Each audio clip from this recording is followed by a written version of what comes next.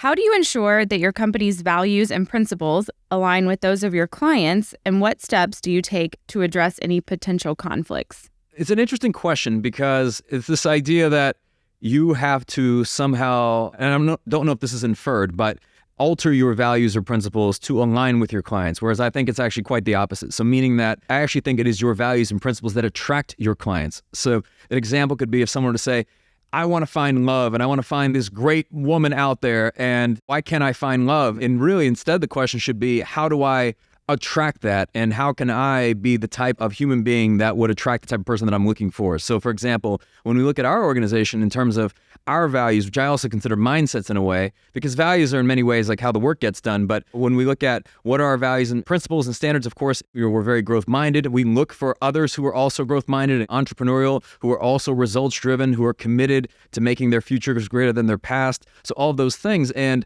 we are not for everyone. And this is what I would encourage anybody who's listening to this, that you do not have to build the type of law firm that is for everyone. In fact, I would argue that if you try to market in a way that is for everyone, then you're not going to resonate strongly with anyone, and you're actually going to really struggle to differentiate and stand out.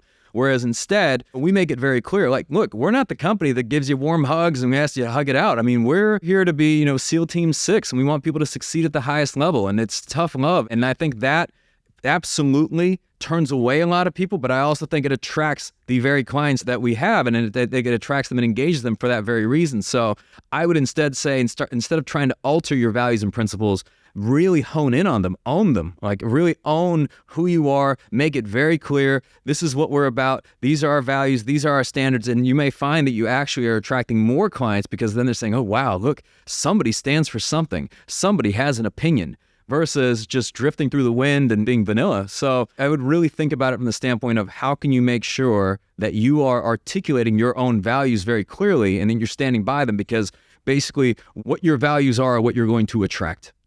And be careful to not dilute that. Absolutely. I was thinking the entire time, we are not for everyone. And I think especially as you grow, you get more of that luxury. Obviously, in the beginning, you take anything and everything, but really honing in on who you are at the end.